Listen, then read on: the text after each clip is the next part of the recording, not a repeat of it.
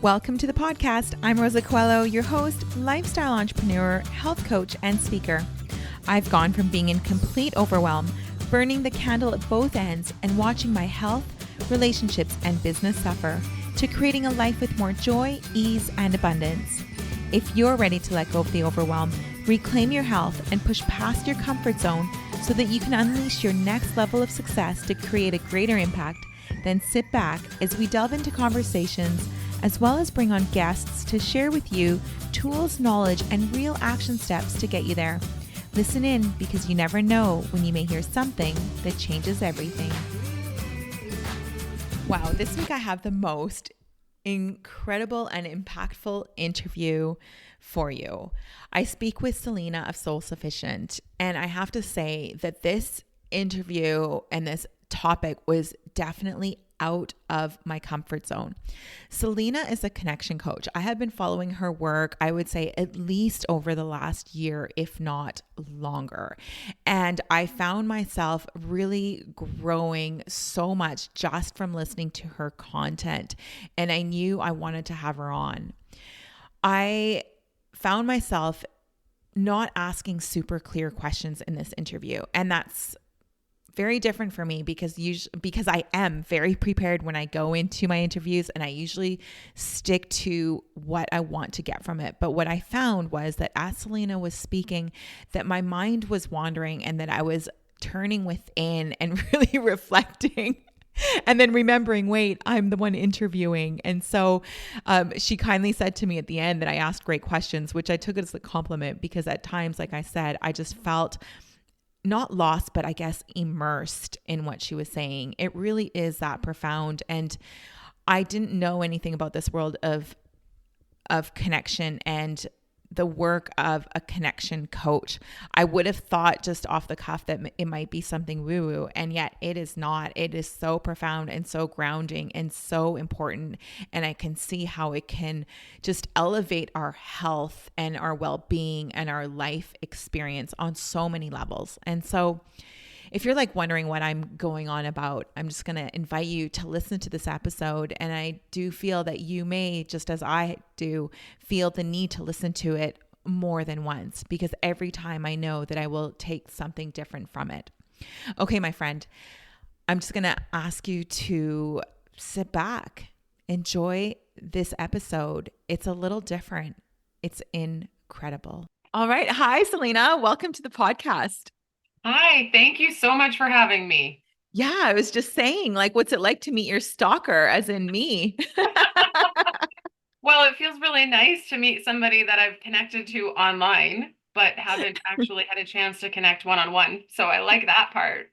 I love it. And I'm not like a real stalker, but I do love watching your stuff. I don't really quite remember how I found you on Instagram. I know it was during the whole let's just say last 3 years, because don't even like to use those words anymore. But we were definitely on similar viewpoints in terms of what was happening in the world and our state of freedom and all the things. So I know we connected that way. But then the reason I kept following your things is because of how authentically you share your life and your journey. And then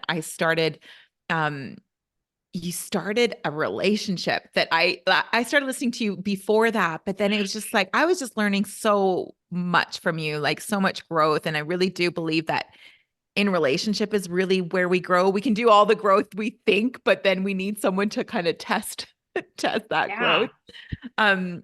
But before I get into that and the work that you do, there was an Instagram post or reel or something that you did where you talked about someone that you had dated, and they were saying to you, like, why go on Instagram and why put everything out there? And they were discouraging you from doing that. And I just want to say, I'm so grateful that you did not listen to that person and that you did put your gifts and yourself out there, because I know for myself, there are things in my life where I think I actually listened to that other person in that voice and didn't follow what I felt I should be doing. And then you're left with regret, and worse is your gifts aren't put out there.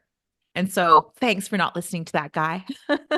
Oh, yeah. Well, I think with that particular situation, that person I dated right after my marriage ended, and he was such a beautiful part of my journey Mm, in that he let me see myself and what my potential could be. He actually helped me start my first business and really showed a lot of belief in me and a lot of support.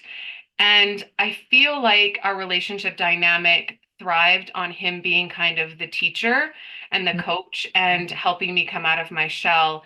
And then when I started to do that in a more public way, that potentially impacted him so that he really wasn't comfortable with the way that I was showing up anymore. And I had to outgrow that relationship in order to continue my own journey. But at the same time, I have so much respect and just love for that person that he was that mm, showed up in my life. And then also allowed me to see that if I continue to stay in that relationship and listen to his advice and what he thought was best for me or what was best for our relationship, I was going to end up repeating the same pattern that happened that ended my marriage the years before, mm. where I was more concerned about being in relationship with somebody and being connected to somebody because of my wounds about being loved and being accepted and being wanted. And I wasn't going to actually do what I was here to do, which was to break through all of those wounds and have some real significant healing. And so it took me finding out that I was worth something with that person and then recognizing that anything that held me back into a box like that was going to be something that I had to let go of, even if it was something that was really good in a lot of ways. Oh, and that's exactly why I wanted you on here. And I think that's how why I resonated so much with you as well, is because I had also gone through what I call the COVID divorce, and there's obviously always like a lot of pain in that, but to be able to also see um, the opportunity to learn more about ourselves within that experience is so powerful, so that we can move forward and feel worthy. And yeah, it's just, I love it. Um, you are a connection coach, Yes. which I hadn't really heard of until I started following your page. And so talk to me about what is a connection coach, and how did this, because I know you're like a life coach and that's probably how you started, but what specifically is a connection coach, and how did this become your calling and your gift to put out there? Well, I think it started because I recognized my need to be with people and to be Mhm. connected to people, and really started to have a lot of compassion for what I used to deem a flaw in me, that I could never be alone, that I talked too much, that I always was in a relationship one after another, and really like pulling back the layers of what that need was or what that value was that I was serving. And I recognized that it was a value of connection. More than anything in my life, it matters to me that I resonate and connect with people on an authentic level. And so I started my Instagram page during COVID. And right when my first business, which is a personal services business, shut down, and I started sharing every day my highs and my lows and just what was going on in my life, because I really recognized how much and how impactful it is to just share who you are with the world and have people be able to resonate with who that is and see themselves in that story in a way that isn't so confronting. So if I come on Instagram and I say, you need to change this about yourself, this is getting in your way, this is the problem, this is your barrier, this is your limit, it's really difficult to see yourself in that because you have to first overcome the shame of not being good enough that's being highlighted in that. And I found that when I started sharing my own limits and my own barriers and my own struggles, people were automatically seeing themselves in that story and then feeling empowered to be able to make the change without having to overcome the shame. And so recognizing that I have a very high value of connection, specifically through resonance, and recognizing that more so in my sharing every day and my highs and lows, I realized that actually that's what all of us really want. Like we all deeply Mm, crave and desire authentic connection. And a lot of times we see the demise of our connections that are external to us. So our marriages fall apart, or Mm, our relationships with our children, or our relationships with our families of origin, or we're, in our 30s, 40s, 50s, and we don't have solid female or male friendships. wow. And we see that we're missing this kind of connection. And I recognize that it's a lot easier to notice that and Yeah. not to notice that all of that stems from a deep lack of connection to ourselves. So, by connecting to ourselves, meaning knowing who we are, knowing what our values are, Mm, knowing what matters to us, knowing what our purpose is, really understanding what is important to us, what drives us outside of the identifying factors like I'm a mom and I'm a nurse and I'm a wife, those sort of things, really understanding what, when you peel all of that away, do we have left? Because so many people that come to me that I coach are in some really difficult transition. They're going through a divorce and they don't know who they are anymore. Their kids have gone to school and they're no longer a stay-at-home mom and they're getting back in the workforce. They're starting to date again. Their kids have moved out of the home. They've realized they're not happy in their job and they want to start their own business. And they go through this transition where so much of their identity is attached to what they did and what they provided, and they feel like I don't have any connection to myself anymore. So really figuring out who you are under all of that. And then the most beautiful thing that happens out of that is you rebuild other connections, whether that's with past connections or you build new connections with people mhm. based on who you actually are and who you value. And a lot of us had that stripped away during COVID Yeah. because we started to recognize our value.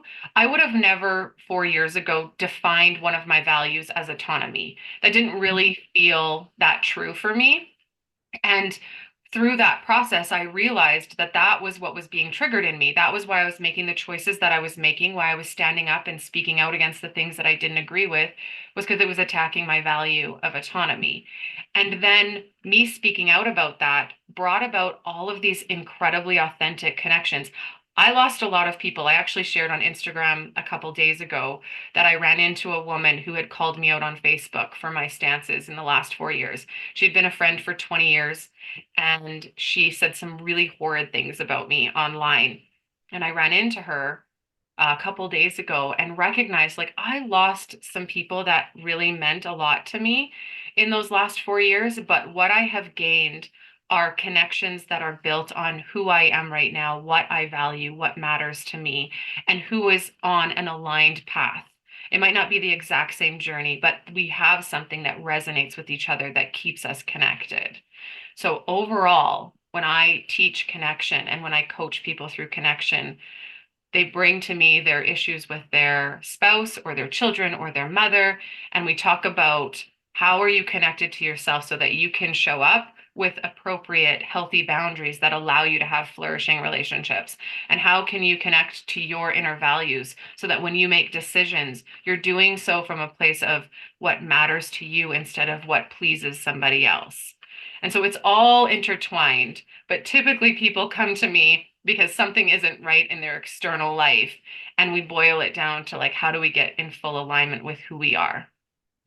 Oh yeah, this is so powerful and profound. The highs and lows is exactly now that you mentioned it, why I started tuning in daily. Cause I was like, oh, I wonder what her high and what her low was. So I definitely want to get into that. But when you were speaking, a couple things I thought of is my word for this year is actually the word connection, because I recognize, especially through COVID, I've always been very extroverted and loved being around people. But that doesn't mean you're always connected to them.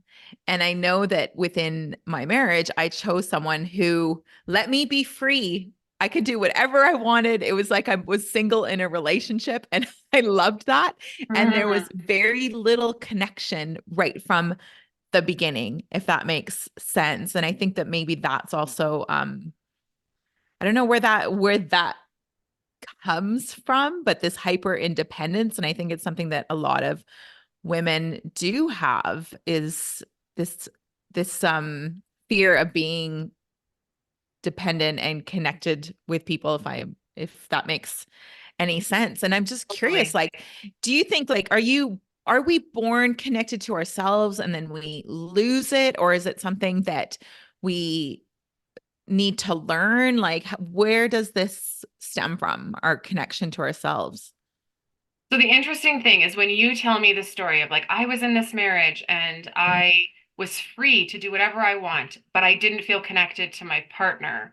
I Mm, hear that kind of story and then the polar opposite, which hmm is I was in a relationship where I was completely controlled. I wasn't allowed to have friends. I wasn't allowed to make decisions, and I felt completely disconnected to this person. So both of those experiences, which sound on the external very opposing, are actually from the same surf or from the same depth of disconnection from yourself. Because the more connected to yourself that you are, the less you tolerate relationships where you don't feel authentic connection. And so when we're born, I mean, my belief system is that we all have a sense of who we are, and our connection to ourselves is strong. And it might be stronger in some people, some people believe in empaths versus not. And my experience, because I had so much trauma in my childhood, that is very easy to highlight as that was a moment of disconnection. That was a moment of disconnection. That's where I chose to mm, disconnect from myself.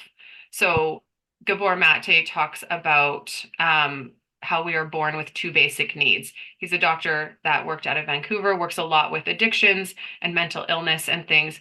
He is brilliant, and he talks about our two needs being belonging and authenticity. And that when we are children, if we are in risk of losing belonging from somebody, we will sacrifice our authenticity every single time, because as children, we need to depend on people in order for our own survival. And so we will choose to give up our authenticity to stay connected to somebody that will keep us alive. And the work that we do as we grow into our teen years and our young adulthood of realizing that belonging to other people has significant risk. We don't mm, actually get to be authentic and truly belong. But when we get to a place of belonging to ourselves, we will never risk our authenticity again. We will mm, never choose to give up our authenticity in order to belong to somebody else when we truly belong to ourselves. And I think, again, a lot of that happened over the last couple of years where people were choosing to lose very significant relationships in their lives on both sides of the fence in order to stay authentic to what they believed was important and what they valued. And so, whatever happened in your childhood or your experiences as a younger person that taught you that it's very important to be independent. It's very important to not be tied down. It's very important to be able to, have that sense of autonomy and that sense of freedom was probably ingrained in you because of a desire to belong, because that was celebrated in some way, right? We mm. often Right. inherit our own value system from our family of origin, and sometimes those values stick with us, and then sometimes we grow out of them, or we recognize that that isn't authentic to us. My family has a very high loyalty value where we stick with people no matter how you treat us. We are very loyal. And so it was this like weird dynamic, which I know a lot of people have experienced, where like, if somebody talks badly about your mom, you're like, you don't talk bad about my mom. I That's can right. talk bad about my mom, but you absolutely cannot. Yeah. Right. And so we build loyalty through that. And as I grew, I recognized that that inherited value of loyalty was keeping me in relationships that were Mm, not serving my actual value of connection, because I was choosing loyalty to somebody that I was disconnected from over connection that was authentic, because that would require me to be disloyal and leave that relationship. And so, as we are trying to determine whether or not we were disconnected as children, were we born connected or not, it's not so much that that needs to be defined, but to highlight, where did you choose to belong to somebody over choosing to belong to yourself? And mm, what was the reason for that? Was it because you learned that people pleasing actually kept you safe, right? Fawning around somebody, getting smaller and quieter so that you didn't, you know, disrupt the status quo? Did you learn that that's how you got to belong? And then now you've become an adult where you're trying to undo all of those people pleasing. Or maybe you learned that you had to get big and loud and fight for your rights because that was constantly challenged and you have a different kind of nervous system response, right? So as we get older, we kind of have to do a little bit of history digging to find out what we were doing that served a need at a particular time to keep us safe or to keep us feeling loved or belonging. And is there now ways that we can meet those needs that are healthier and that actually fulfill our own values and what we truly want in life? Yeah. Whoa, there's so much to impact to unpack in that. Um, it's interesting how you were saying that during COVID, how you had, you started to speak up and decide like what your values are, and that we were risked losing people because of our values. But what about, and that was me. I actually found my voice during COVID because I'm definitely a people pleaser. I'm definitely incredibly loyal to a detriment, like you said, loyal to the wrong wrong situations and people at times. Um, but during that time, I was forced to look within and ask myself, like, am I willing to risk losing childhood friendships and all the things? And the answer was that I was, and I was willing to lose work, everything. Which was interesting because I wouldn't have said pre-COVID if that would have been Mhm. me.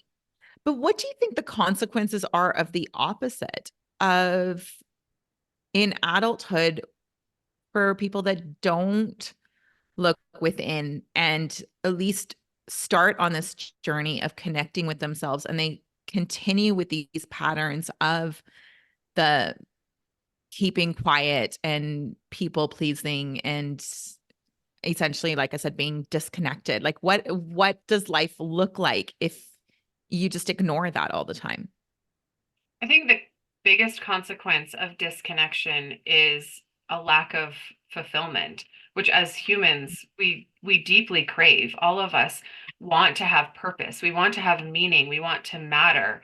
And so when we're too afraid to look within because the risk feels high, maybe we risk belonging, or maybe we're too afraid to look at what is facing us in the mirror to take ownership of our lives, then we in turn sacrifice that fulfillment for, you know, being a person who can get along and have a surface identity and a surface life.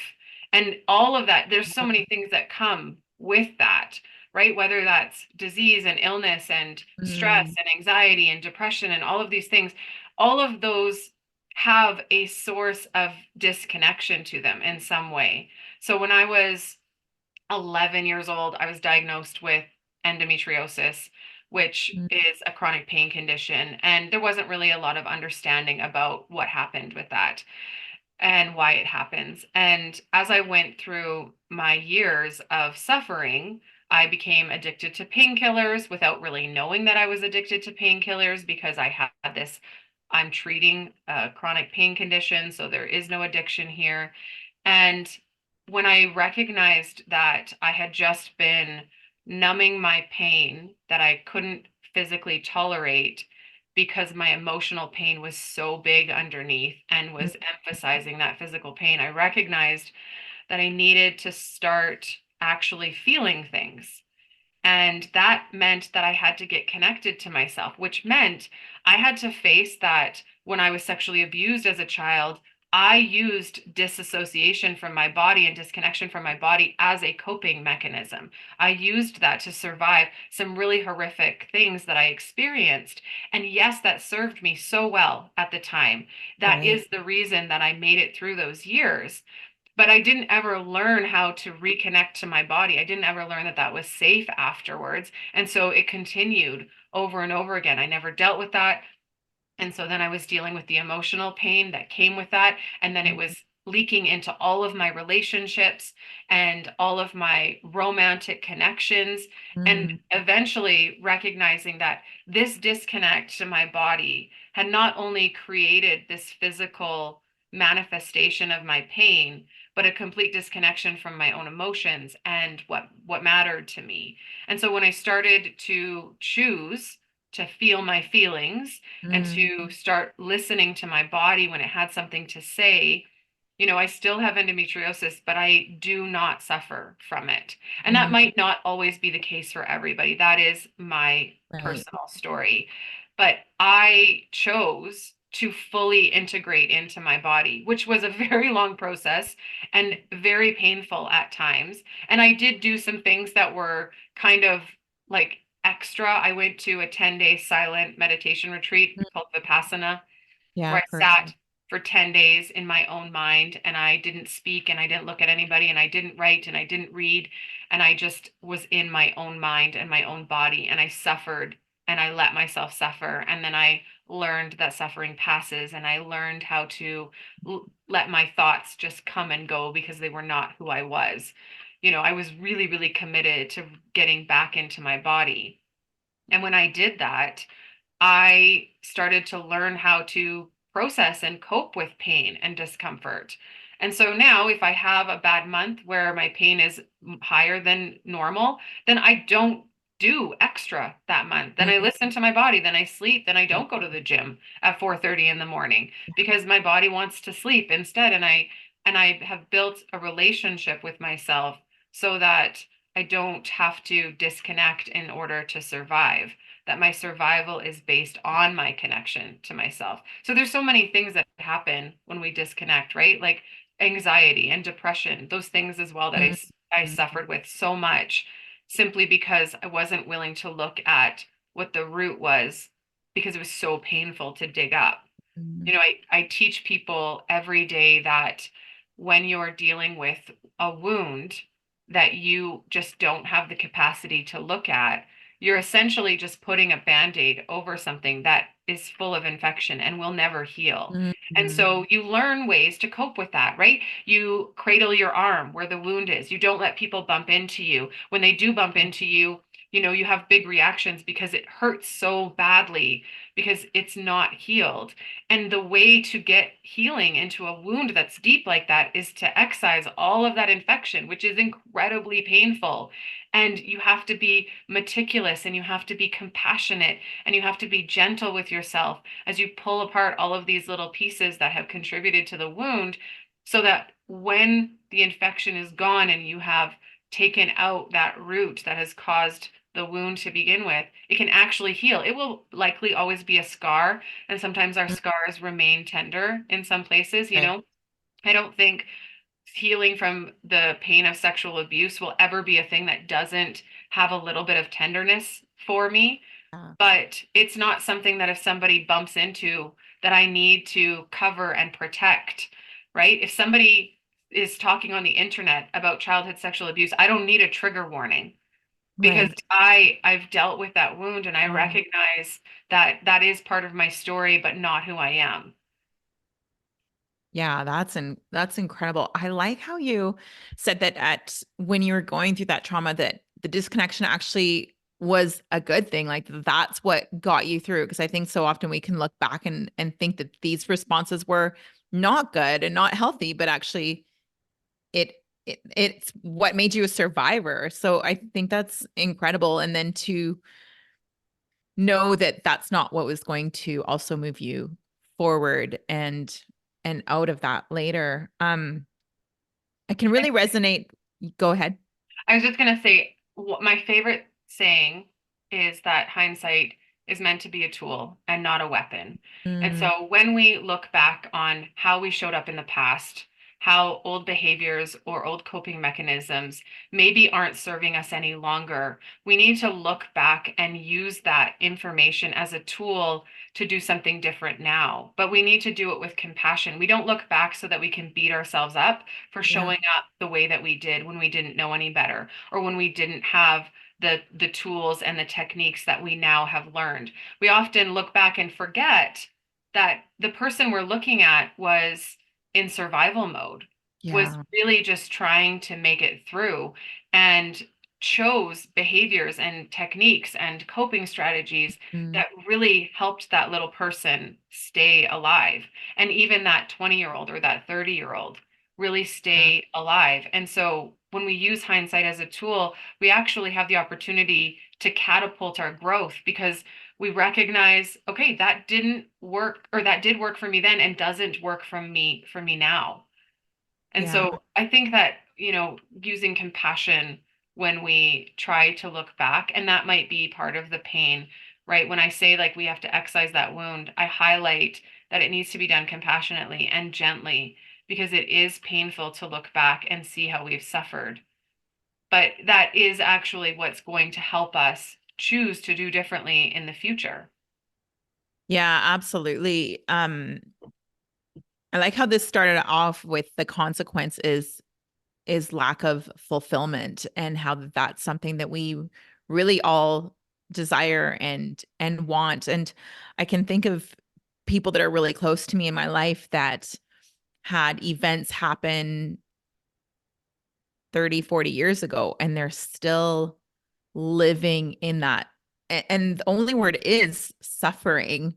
And I do think that that is a huge consequence of not finding a way to heal. I think a lot of people also don't know that there are tools and people like you that can really help them through that so that they can live a fulfilled life and acknowledge like all the wonderful things and all the beauty around them and without being like you said triggered at every little thing because Mhm. that I can't imagine that's and I've seen it. It's not a great way to live. Well, when you've been hurt by the outside world in some way, and so Mm, your protection response is to go into the house and shut the doors and shut the windows and hide away. The fear of opening that door is often too hard because what you experienced on the other side of that door is so painful. And when people choose to be brave and to start looking within themselves and taking ownership of their lives, and they peek out that window and they see that there is the sun and there's mm, warmth and there's welcoming and there's life out there. They're so energized to get out the door and it's terrifying, but they want to do it because they see the welcome that's there. And then they look back in the house with the people that refuse to look out the window because of their fear and think, well, if you just turned around and if you just decided, it would be so much better on this. But we have to have a lot of compassion for what people have experienced that forced them into that protective state. And nobody really does the work of healing when they don't feel safe, right? yeah. We get stuck in a place where we choose either to stay safe or we choose to grow. And a Mm, lot of times that choice to grow is based on whether or not we feel safe, right? Like the relationship that we started this conversation talking about is part of the reason that I started to grow because I lived in just complete victim mentality until the end of my marriage. And I was miserable and I didn't even know how miserable I was. I didn't know that I actually was contributing to my own suffering. And it wasn't until something shocked me awake and then I mm, was met with the reception of love and welcoming from this new person that I started seeing that I really felt safe enough to start branching out and start looking myself in the mirror and knowing that if I admitted to some of those really dirty, dark truths about me, I wasn't going to lose all of the people that mattered to me. I might lose some, but I wasn't going to lose everybody. And the same thing happened in the last 4 years, right? The majority of the people that spoke out knew that they were safe with somebody, right? Whether it yeah. was their spouse, whether it was their best friend. Like I remember when my best friend and I finally like had the conversation of like, "Oh, you think that this is not okay also?" And it opened up both of our worlds where we started to stand up and fight and I refused to shut down my business because I knew I had somebody in my corner. I knew I wasn't going to lose her.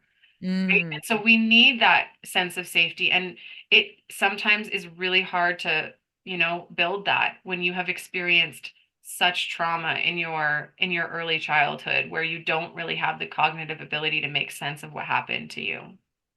Oh, I like that. And you're so right. I had for me it was my cousin Yvonne. Like Mm-hmm. I often say I don't know what I would have done with her. And then later more people Yeah. came, and even my own mom at 83 was just like, oh, like the most incredible support through all of that. She was amazing. It was like her and I take on the world, but it did start with one person, and you're right. Like that made me feel safe and anchored and able to like start to speak out when really this girl in the past would not have done that. I would have Yeah. just like followed the arrows. Remember those arrows? Oh gosh. Oh, yes, I remember. Oh. um, you also touched on really briefly on feeling a range of emotions. And, it's amazing how things come into our life because just before my divorce, and people always say, of course you saw it coming. I did not see it coming. I was really truly blindsided, which was, I think I was the blind one, but I was blindsided by it. It did happen very, very suddenly. At least that was my experience of it, truthfully.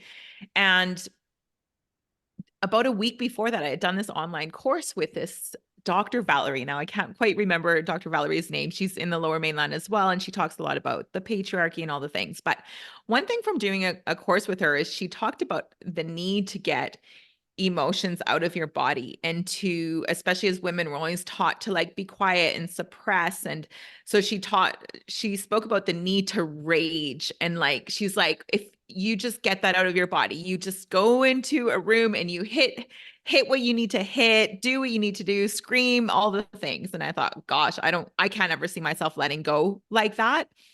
But at the time I didn't know, when I learned that from her, that my divorce was around the corner. And Mm, so when I moved away, I remember thinking I was going to take that advice and I was going to allow myself, because I didn't want to stay stuck in the past of this relationship, because I've seen that happen to people I care about, where they're still living a relationship from 40 years ago and it brings them extreme suffering. And yet the relationship was like a few years of of their mhm, whole life. And I thought, well, this was a decade of my life. I don't want it to affect like the next 30, 40 decades either. So I wanted to deal with it. And I remember experiencing that because I wanted it out of my body, and how one, I didn't realize I had that range of emotions in me, and mm, how scary that range can be. And then you also spoke about how you learned that suffering, like, it passes, and there's such a calmness and such a power in knowing that you're not going to be there forever, but you can't have that without experiencing it. Can you talk about that range of emotions? And do you find do people have like a very, that maybe that you work with or come to you at the beginning, do they have like a limited range of emotions? And I don't know if you could just talk on that. Well, one of my favorite books is The Dance of Anger by Harriet Lerner. Mm, And she talks about anger in women. And it taught me so much about my own range of emotions. So I am the opposite of you in that anger was the only emotion I was comfortable sharing. mm, It was the only safe emotion. In my home, in my family of origin, there was a lot of anger, and there typically on the polar opposite was a lot of just not communicating. So for yeah. me as a child, I had to identify something in my family of origin as love in order to experience a sense of belonging. And so it didn't feel like love to not be communicating, Mm, and so I associated love with yelling and fighting. mm, And, that idea of like, well, if I didn't love you, I wouldn't yell at you because I right. wouldn't care enough to. Right. And so for Mm, me, I went to the other side of it and realized in my journey that anger was the bodyguard for sadness for me.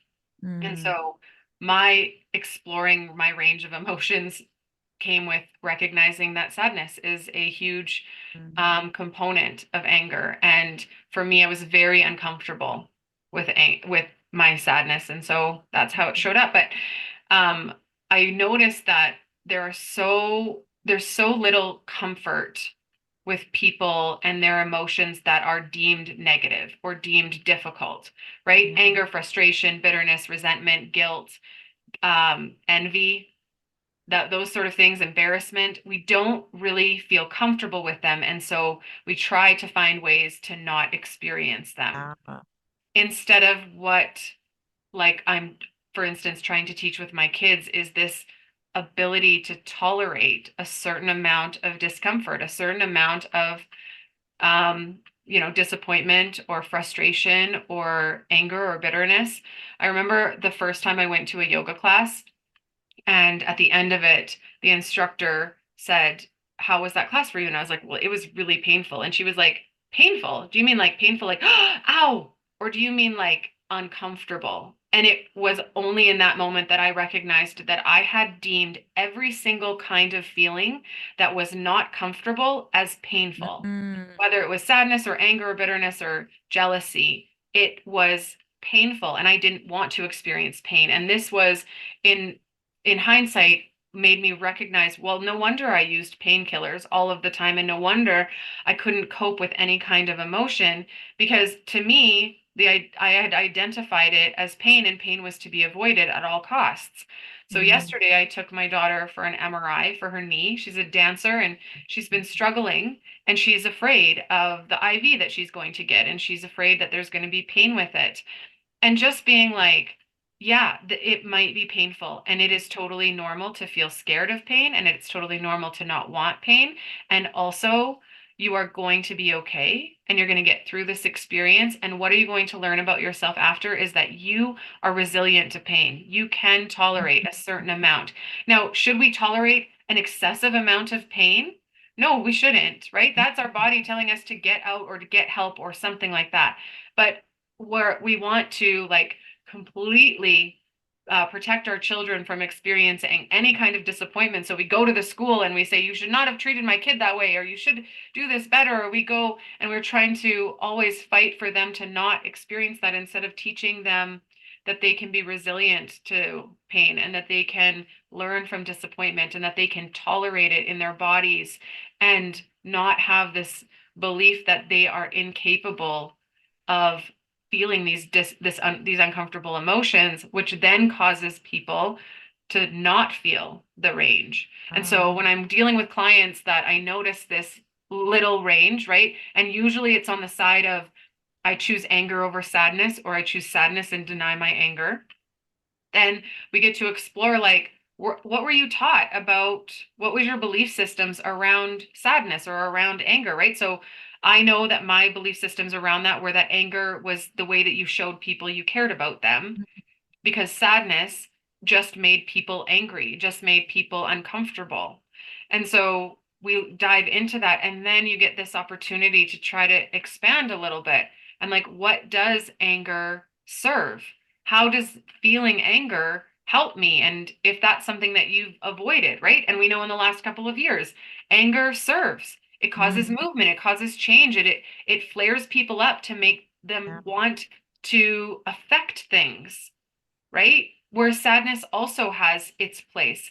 When we allow ourselves to feel sad, then we allow ourselves to recognize where love lived and what grief is meant to do, which is to like expand our experience of the world and of life, right? If I choose to deny my sadness about losing somebody because I shouldn't feel sad about that, or it was better that they left, then I don't honor what that sadness is from, which is that there was love there, or there was desire there, or there was hope there. And Yeah. if I don't acknowledge my hope and my desire and my love, then I am going to stop wanting to feel even those good emotions, right? I think Right. it's Brene Brown that says you can only feel joy to the degree that you are willing to feel sadness, right? Yeah. So when we hold ourselves back on this spectrum of uncomfortable emotions, we're going to hold ourselves back on this spectrum of really delicious, good feeling emotions as well. Yeah, that's powerful. I think society like has really conditioned us to think that a lot of those emotions are negative and we shouldn't feel them. And I mean, it starts at an early age. It starts, adults in our lives, and then we do it to each other when we see a friend that's in pain and we just we feel uncomfortable with their pain, so we don't want them to feel it. And you start saying things like it's okay, or smile when you're sad, or like all those kind of Mm-hmm. things that condition us, but it's our own being uncomfortable with it that we want to suppress it sometimes in others too. And Oh, like I for said, sure. we see it in our school systems and in all sorts of different relationships. Yeah, that's amazing. Um Gosh, I can just listen to you all the time and it just makes me think of so many different things with let's go back to the highs and lows. With That's why I started watching you, was when you started doing these highs and lows before, and then you started doing them in relationship. And I that's when I really became intrigued with your relationship with 31. 31. Yes. I love calling him that. He loves it too. I His love it. birthday is coming up next month, and everybody's like, "Will you call him 32 then?" No, he will always be 31 to me, 31 which forever. may be weird when we're 50 and, you know, 9, but No, it's very cool because I think that's where I really started to connect with the growth that you obviously have had personally, but that you're sharing the journey with us, that growth isn't always like this linear thing and it's not always perfect. And there's times within your relationship that you have been, I don't know if triggered's the right word, but you then yeah. reflect back and you go, okay, wait, it wasn't about him. It was actually about me. And I just think it's a whole different way to look at relationship. And as I move forward and start dating, I know that I have been in situations where I'd rather just go, nope, shut down. I don't want to welcome that. I feel it in my body. It feels anxious. It feels wrong. I don't, you know what I mean? I don't want to work through it. It's just easier to move on. Mhm. And you don't do that. And that's why I keep watching, is you will reflect and look at situations in ways that I had never thought of. One that I think of is when I think 31 left and didn't say goodbye. Oh yeah. You were working and he left and didn't say goodbye. And I was like, yeah, how rude. I would have been out of here. I'm like, I don't want someone that doesn't do that. But talk to us about that, because I think that's where the growth is. And I love that it's continued growth. Mm. Well, I think that my ability to reflect in this relationship is two things. One, me building a relationship with discomfort and Mm, recognizing that it's always a sign of where I have room to expand and mm, evolve. And two, that the relationship builds the safety around for me to come out of that dark place and that dark house where I am full of fear and insecurity and be welcomed, because he offers that space for me to be triggered and to be insecure and to be afraid. And he has a really, really great ability to have boundaries around what he takes responsibility for. Like, mm. he has come into the house. I remember a few months ago, he came in and I was just like, you said you were going to load the dishwasher or something like that. And I was snappy and I saw his face for a minute and it fell for a second. And then he came over and he was like, "No problem, I'll load the dishwasher." And afterwards, we had a conversation about it. And I'm like, "What happened for you there?" Because I watched the shift. And he says, when he's like, "Yeah, I was hurt for a second until I recognized that this had nothing to do with me. You were not upset with me. You were upset. Something happened in your day. You were Mm. feeling misaligned in some way. And I recognized that it wasn't personal." And I'm like, "God, I don't know how you could do that. Because if you came in the house and snapped at me the way that I just snapped at you, I would be underneath the kitchen table crying and like making it all about me." So his boundaries, I have to highlight, are incredible in what he takes Amazing. responsibility for. But as far as the way that our relationship has progressed in the highs and the lows and how we share those things with each other, I started sharing my high and low a very long time ago at the dinner table with my kids. I learned it from a family that we spent a lot of time with. They did highs and lows every day. And we started implementing this into our family when I became a single mom. So I became a single mom of my three kids when they were 4 and 2 and a brand new baby. And so for a long time, I was in that survival mode and trying desperately to do different and Mm. to provide a place for my children that was safe. And so, I took these little techniques. Let me ask your high and your low because I want to honor the entirety of your experience. I don't want to just talk about the good things and deny that bad things happened because that happened a lot in my childhood. And I don't want to just focus on the negative and not reflect on gratitude. And so we took this approach, and then I started sharing that on Instagram specifically because when my marriage ended, very much like you, it was a blindside.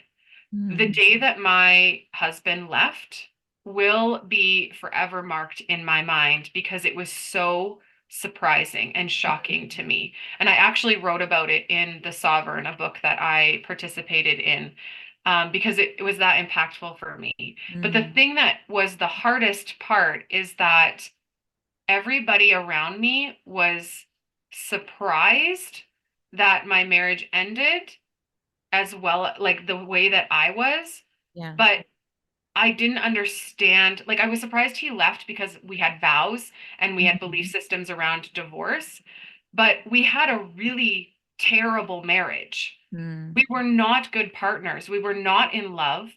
We did not have a good connection. The only thing that kept us together, and still to this day, we have a great co-parenting relationship now after a lot of work, is that we both value our children. And that's the thing that keeps us aligned. But we did not have a good marriage, and everybody around me was shocked. And I was Mm. like, "Oh, because my insides have been kept hidden and nobody sees what I've actually been through all of these years, what my life was really like. Even people super close to me, not everybody, but a lot of them were really surprised. And so I realized that that was actually impeding my ability to connect on an authentic level with people was because they were connecting to my highlight reel. And that gets said all the time in Instagram. People share their Yeah. highlight reel. And so when I started that, I was like, I am so opposed to Yeah. that kind of expression of like, let me show you the good without showing you the bad, that I started with high low. So my high of the day, which is sometimes frivolous and light and fluffy, and Mhm. sometimes like meaningful, like a couple weeks ago, my high of the day was that my kids apologized to each other when I wasn't there. And it just brought this moment of like parental pride that I couldn't remember feeling before, like that to that degree. And sometimes it's light and fluffy, I got a coffee yesterday. And then Yeah. my low, the same. Sometimes it's like painful. Like Mm. when I found out that somebody I haven't spoken to that I'm estranged from might be dying. And do I contact them? Do I stick with my boundaries, which cut that relationship off for my own sanity and my own health and welfare? And sometimes my lows are that there was no coffee. But it always allows me to honor what the entirety of my experience is. Mm. And then when I started this relationship with 31, I really truly wanted to be able to be as authentic as I possibly could with him and build a connection that was deeper than I had ever experienced, which meant that I had to be really open to hearing everything he had to say and really understanding who he was and get curious about what made him tick and what made him happy and what made him sad. And, that goes into we have this relationship check in that we do every day, every week, and usually every Yeah. month where we every day ask our high and our low because I want to know you so that I can love you better. And then every week we ask each other things like, what is something I did this week that made you feel loved? Because I want to know what is the best way to love you. You are the person who knows how you need to be loved. I don't know that. I can't be expected to know that, and vice versa. I need to be teachable and I need to be open and curious. So let me know what makes you feel loved so that I can focus on that. And then, is there anything I did this week that didn't make you feel loved or made you feel unloved? And is there repair that still is needed? And so we very rarely get to the end of the week where there is something surprising that comes up because we've now worked to a place where we talk about like any conflicts that come up fairly quickly. But so this past week when we went out for dinner, he said, you already know what the thing is that you did this week. And we had gotten into an argument. And while we were in the repair part of the argument, I was like, I called him a name, but I did it jokingly. Mm-hmm. And his face fell. And I was like, ooh, too close. We aren't back into safety yet for me to joke around in that way.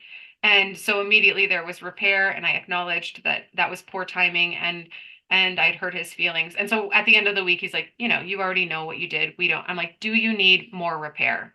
You brought it up again, so maybe you do, or maybe you're just highlighting that we are okay with that. No, he didn't need any more repair.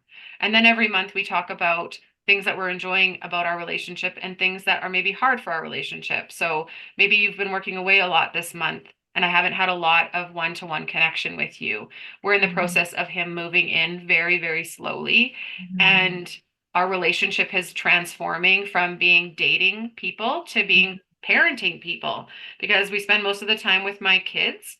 And Mhm. that means that a lot of our relationship revolves around chores and parenting and bedtime and baths and extracurriculars and all Mhm. of those things, right? And so that's a hard part of our relationship right now is that we've transitioned from date nights on, a bi-weekly basis Mhm. to like twice a week to like maybe once or twice a month. And the things that I'm really enjoying in this relationship, the thing he told me this past week when we did this conversation was that he always feels supported by anything he wants to do. Like he says, I have this idea, I want to do this. And he's like, you always support me. You're like, okay, great. Tell me more. How are you going to do that? You don't try to run it, you don't try to control it, you don't try to diffuse it or. And then I get to hear, "Oh, okay, it's really important to 31 that his Mhm. dreams feel supported. Not just that I support his dreams, but that Yeah. he feels supported in that. And how he feels supported in that is by me staying curious and asking questions and being open to it. So this is information about my partner, about how I can love him better, how I can show up, and how I can be genuinely connected to him. And so the way that our relationship has progressed because of that curiosity and us checking in and us being willing to hear really hard things about each other. Like in the moment when I saw that his face fell when I was joking around with him, God, it's so hard because I don't want to hurt you. I never want to hurt you. And immediately I have to fight the defensiveness that comes up that says, well, I didn't Mhm. mean to. I was just kidding, right? And recognizing, okay, that defensiveness is coming up. Is that necessary here? Is he telling me I'm a bad person by letting me know I hurt his feelings? No, he is letting me know I hurt his feelings. And that's the entirety of it. And so, what do you do in that situation? You drop your defenses and you acknowledge that, Mhm. yes, I have good intentions, but I see I had poor impact there. And I'm sorry for how that made you feel. And that's hard in the moment to hear, especially in the beginning. When I would ask him, like, is there anything I did this week that made you not feel loved? And then I would hold my breath for him to say something that was really hard to hear. And sometimes he did say things that were really hard to hear. And the more I practiced being able to hear him say those things and then drop my defenses and meet him where he needed to be met, the better I felt about the kind of girlfriend and the kind of partner that I can be for this person. And the better I felt about the longevity of our relationship and the happiness of our relationship and the connection in that. Which, when you've had a divorce, when you've Mhm. been dating as much as I had previous to meeting him, there's going to be a lot of wounding around things don't last and things always end Mhm. and waiting for the other shoe to drop, right? So every time I showed up in one of those hard conversations, I felt better about the longevity of our relationship. And it Yeah. wasn't anything that he did aside from receiving me and making it safe to be that.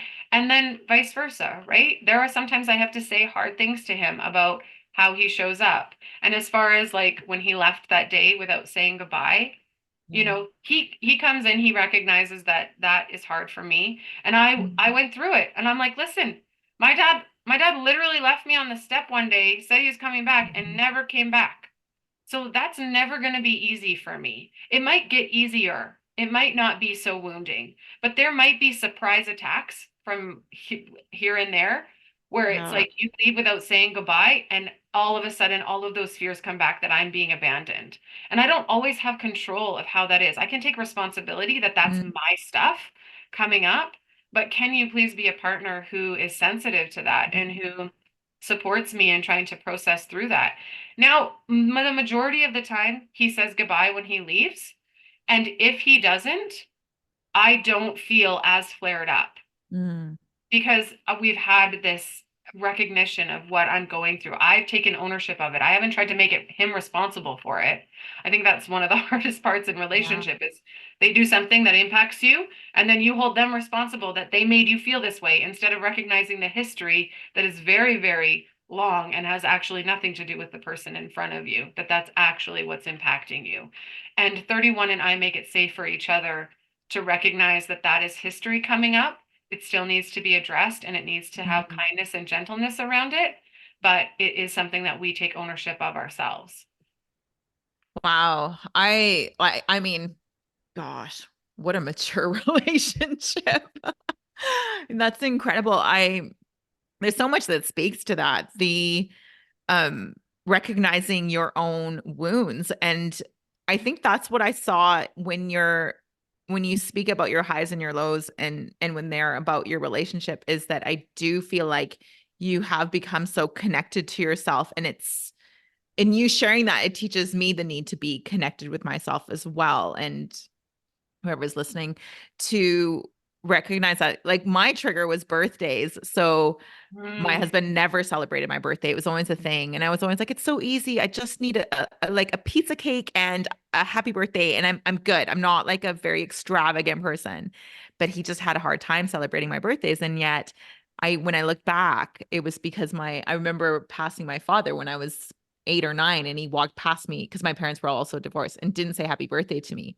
So I mm, know that that was a trigger for me. And I had recognized that in relationship and communicated that.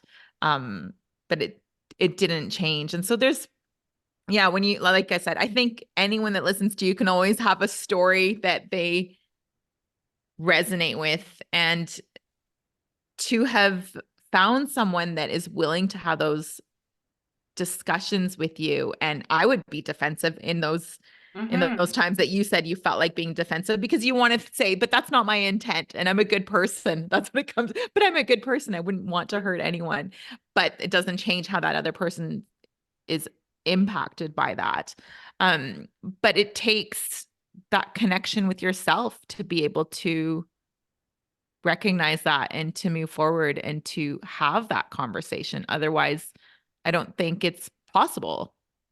Yeah, I think it's so important to connect to yourself because of what you said about knowing you're a good person. When you Mhm. know intrinsically you are a good person, which is also ironically in The Sovereign, what I wrote about, Oh, good. because I've it got to was get your book. such a impactful piece of my life of figuring out that I was good inside after years Wow. of believing that I was intrinsically Mhm. wrong or sinful or bad. And when I figured out that I was good inside, I stopped needing to prove it to the world. Right. So, like recently, I shared a reel on Instagram and it went viral for many reasons. And one of those being that it was apparently very controversial. And I had people saying some really awful things about me in Mm. the comment section, which there is no bad press. It just got more views because of True. it. But people were like, how can you respond so compassionately to the people that are saying these horrible things about you? And I'm like, because I know that I'm a good person. So them attacking whether or not I'm a good person doesn't Mm. need to be defended. They can think whatever Right. they want. They can be wrong about me. I know that I am good. And so I don't need to defend that. Now, that's a lot easier with strangers than it is in a romantic, intimate Yes. relationship. And so, when I feel like 31 isn't seeing my good intentions, of course, I want to remind him that I am a good person. But being able to separate intent from impact is so crucial in a relationship. I say to him all of the time, like, I know you have good intentions. I know that you do not intend to hurt me here. This is Mm. how you impacted me. And Right. then he can hear me, right? Because I am not attacking his sense of self that he is good. He doesn't need to prove anything to me. I don't think he needs to fix himself. I think that he needs to just own and recognize that his behavior is poorly impacting me and Mhm. potentially our relationship. And then you're like, oh, yeah, well, because this isn't attached to my identity as being a good person, I can Right. totally say goodbye to you before I leave because I recognize Mhm. I'm not being held responsible for your dad's walking out on you one day, Right. right? So it's so difficult to get to Ooh. that place where you're so good inside and you Mhm. have good intentions that you don't feel the need to defend it. But when you get that self connection, like when you understand your values, I know my values are integrity and connection through resonance. I know that Right. to my bones. So integrity for me means that I am honest and kind. If I cannot say something honestly, then I don't say it until I figure out how to say it. If I can't say something kindly, same thing.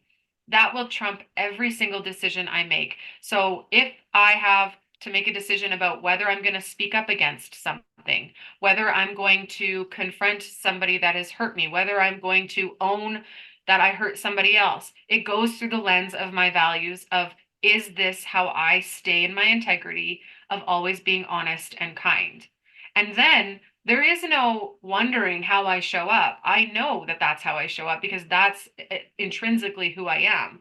And so when you're connected to yourself, you believe you're a good person and you know what your values are, you automatically show up with that without the guilt and without the shame and without the apologizing, right? I don't have to worry about people pleasing. Not that I don't ever deal with people pleasing, but it's not a huge factor in my life because I choose to do what I want to do from my own integrity. And so Yeah. if saying the nice thing to you so that your feelings don't get hurt does not honor my value of being honest as well as kind, I don't do it.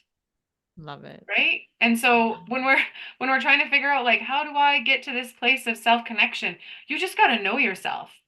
And to do that, you really got to remove the veil of fear and shame around facing those dark places of yourself, which, boils back to the compassionate hindsight that you use. Yeah. Okay. This has been, I think this has probably been one of the most impactful episodes that we've ever had. It's definitely a topic, and I'm sure that even my listeners are like, Rosa's kind of stumbling through these questions a little bit because it's new for me too. It's an area that, like I said, everything happens for a reason. And I chose the word connection at the very beginning of the year. And when I saw you're a connection coach, I was like, interesting. Because everything I do this year is through this filter of connection. And it is because it's an area I am not super comfortable with. And I thought I thought I'd done all the growth until I start dating or I start exploring different relationship. And you're like, oh, actually, here I thought in my head that I'd grown in this area, but you don't know until you're actually putting it to the test. I guess is one way of saying it. Hmm. So for someone that's listening and is like, okay, this is what I need because I don't feel fulfilled. Maybe I'm going through a major transition. I'm not someone that is able to use my voice or speak out and I want to be able to be my true authentic self so that the person that I even like it doesn't have to be romantic relationships, but that I show up authentically so people like me truly for who I am and not what I have made up to be. What does it look like to work with you and how does someone reach out to you? So obviously my Instagram, you can watch my Yeah. highs and lows and then get a real feel. Um, I work strictly with your inner guidance system, meaning you will know if this is the work that you need to do, and you will know if I am the person to walk beside you in that journey. Mm, So I don't really sales pitch myself in that you need this because I don't know if you need it. you You don't, only yeah. know. Yeah. You only know if you need it. You only know Mhm. if I resonate with you in a way that will help you. Because when you come to me as a coach with like wanting coaching, and I use the style that I use right now, and that doesn't align with you, you're not going to do any transforming like you're Yeah. hoping to. So you have to resonate with the work the way that I do it, and it will teach you or tell you if that's what works for you. I have developed the most amazing self-connection course. It is really honestly born Mm, out of everything that I have been through and what I have learned and how I have come to this place of really having amazing relationships and amazing connection to myself. And so I teach you how to build trust with yourself and how to use hindsight as with self-compassion, how to identify what your values are, your needs, how to set boundaries so that you can keep healthy relationships, and really how to connect to your inner guidance system so that that will be the thing within you that leads you and you can stay totally aligned. So I only run this course a couple times a year because it comes with one-to-one coaching. So I walk you through everything and then we Cool. apply it directly to your life. So whether you're going through a career transition, a divorce, a going back to work, Mm, kids going out of moving out of the home, however you're dealing with disconnection, we apply that course directly to you in cool. one-to-one. So the next time I'm going to offer that is in September. I only take 2 to 3 clients every session because, well, truthfully, after you finish the course, most of my clients tend to stay coaching with me. And Yeah. so there's not a lot of space for new Right. clients, but I always try to open up a couple new spaces every time, every couple months throughout the year. I'm also going to do a group course where it Cool. won't be as personalized, but I do find as people are listening to podcasts, that you learn a lot from listening to other people. And so I'm going to have a group course that starts in September as well. I do one-to-one coaching as well, but I don't do it until you've done the course because it ends up being the Right. foundation for everything. If you come to me and you need to deal with what's going on in your marriage, you will need to learn how to listen to yourself. You will need to learn how to identify your needs and advocate for them. You will need to learn how to set healthy boundaries. Yeah. And so all of that work precedes what you actually want to work on. And we end up working through that stuff anyway in the course. Cool. So that's how I start. And yeah, otherwise I'm just on Instagram. It's the easiest Love way to it. find me. Yeah. At As soul soul dot, sufficient. yeah, soul dot sufficient. Soul dot sufficient. Okay. And that will all be in the show notes as well. But soul dot sufficient if you don't want to check the show notes. um I asked there's one last question that I'm going to ask you that I ask everyone. And I'm just like a fan of like these magical moments in our life where whether it's a quote or something we've read and it's just it triggers something in us for change. So what is something that you've heard or read that changed things for you? Well, I dropped a few of them. Gabor You Mate, did. Brene Brown, Brené and Brown. Harriet Lerner. You Lots did. of those little Yeah. tidbits. I think the other one that comes to mind that I didn't mention is Elizabeth Gilbert said, "I've never seen any life transformation for a person that didn't start with the person in question finally getting sick of their own bullshit." Ooh. And this quote changed my life because that is actually where my whole transformation started. I looked in the mirror and realized that I am the driver in my life, and I can choose to get in the passenger seat and let my subconscious patterns drive for me. But then I will never find that fulfillment. I need to get in the driver's seat, take ownership of how I show up and how I choose to be and live and what I believe. And there is the beginning of that transformation. So when we talk about the self connection course, the one prerequisite for me to work with anybody is a willingness for Mm, radical self honesty. You need to be able to be honest with yourself that you are getting in your own way. And it doesn't mean that you have to shame yourself or feel guilty about that. It is just a reality for everyone. We want to project blame so that we don't have to feel shame onto this is mm, why I'm the person that I am. I spent years of my life blaming my parents for my life until I recognized that I had to be driving. And that happened because when I was married, my husband walked out when I was 31 years old, and my daughter was 4 years old, my oldest. And my mom was 31 years old, and I was 4 years old when my dad walked out. And that moment, I woke up and could not believe that this exact same thing, the thing that I had been trying to avoid my whole life, which was creating a life for my children that I had experienced myself, was happening without me even being aware of it. And the only choice I had was to stand up and take responsibility that I made decisions. I chose who I married.